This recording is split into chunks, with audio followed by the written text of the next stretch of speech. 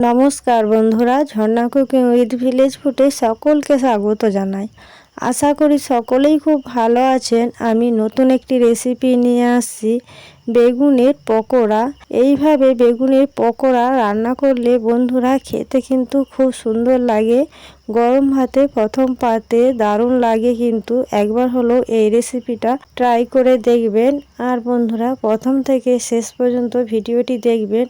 আশা করি আজকের রেসিপি আপনাদের খুবই ভালো লাগবে। এই রেসিপির জন্য কি কি নিয়েছি বলে দেব। দেখুন বন্ধুরা, আমি এখানে একটা বেগুন নিয়েছি আর বেগুনটা পরিষ্কার করে ধুয়ে নিয়েছি। এরপর বেগুনটা আমি কেটে নেব। দেখুন এইভাবে আমি মোটা সাইজ করে একটু কেটে নিচ্ছি, কিন্তু খুব মোটাও রাখিনি আবার খুব পাতলাও রাখিনি। দেখুন এইভাবে আমি গোল গোল করে কেটে নেব। এইভাবে আমি পুরো বেগুনটাই কেটে রেডি করে নেব। দেখুন বন্ধুরা, একটা বেগুন আমি পুরোটাই কেটে নিয়েছি। এরপর এর উপর দিয়ে পরিমাণ মতো লবণ আর হলুদ গুঁড়ো ছড়িয়ে দিলাম। এরপর লবণ আর হলুদ খুব ভালো করে আমি এই বেগুনের গায়ে লাগিয়ে নেব। দেখুন বন্ধুরা, এইভাবে খুব ভালো করে লাগিয়ে নেব। দেখুন এইভাবে একটু দু হাত দিয়ে ঘষে নিলেই কিন্তু প্রতিটা বেগুনের গায়েই হলুদ হয়ে যাবে। আর দেখতেও দেখুন বন্ধুরা কতটা সুন্দর লাগছে। এইভাবে আমি সব বেগুনের গায়েই কিন্তু হলুদ মাখিয়ে নিয়েছি। এরপর এটাকে আমি 30 মিনিটের মতো ঢাকা দিয়ে রেখে দেব। আর এখানে নিয়েছি আমি 2 চামচ চালের গুঁড়ো আর 2 চামচ বেসন। আর এখানে মশলার মধ্যে নিয়েছি লঙ্কা গুঁড়ো, হলুদ গুঁড়ো, ধনে গুঁড়ো আর পরিমাণ মতো লবণ নিয়েছি। এরপর আমি এই চালের গুঁড়ো আর বেসনের সাথে এই মশলাটা সবটাই আমি এর মধ্যে ঢেলে দেব। আর সব মশলাই কিন্তু আমি পরিমাণ মতো নিয়েছিলাম। এরপর চামচ দিয়ে খুব ভালো করে সব মশলাগুলোকে আমি মিশিয়ে নেব। খুব ভালো করেই মিশিয়ে নিতে হবে। দেখুন বন্ধুরা, আমি খুব ভালো করে মিশিয়ে নিয়েছি। আর এইদিকে আমার 30 মিনিট হয়ে গেছে, আমি ঢাকাটা খুলে নেব। আর দেখুন বন্ধুরা, লবণ মাখিয়ে রাখার ফলে বেগুনটা কিন্তু খুব সুন্দর নরম হয়ে গেছে আর বেগুনের মধ্যে একটু জল জল ভাব এসেছে।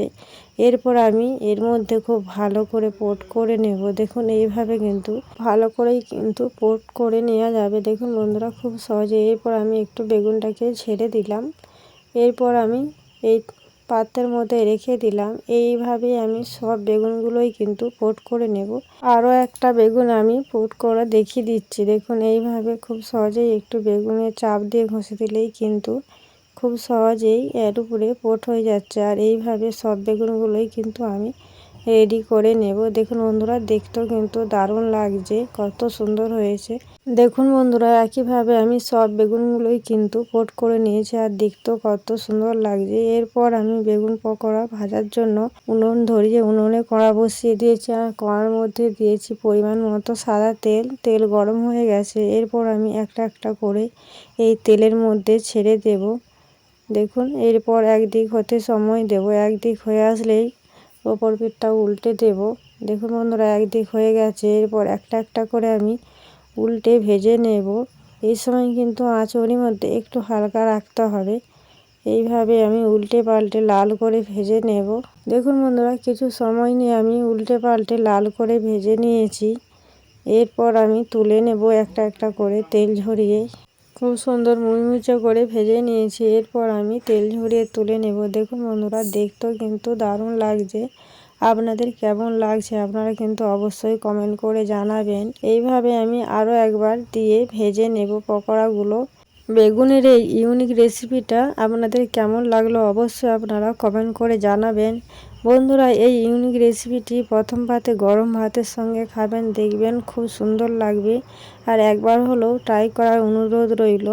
তারপরেই কমেন্ট করে জানাবেন কেমন লাগলো। দেখুন বন্ধুরা, আবারও আমি উল্টে পাল্টে লাল করে ভেজে নিয়েছি আর একইভাবে তেল ঝরিয়ে এই পাত্রের মধ্যে রেখে দেব। দেখুন বন্ধুরা কতটা সুন্দর লাগছে। আর এইভাবে আমি সব পকোড়াগুলোই ভেজে রেডি করে নিয়েছি। আশা করি আজকের ভিডিও আপনাদের ভালো লেগেছে। ভিডিওটি ভালো লাগলে লাইক করবেন, বন্ধুদের সঙ্গে শেয়ার করবেন। রেসিপিটি কেমন লাগলো অবশ্যই কমেন্ট করে জানাবেন।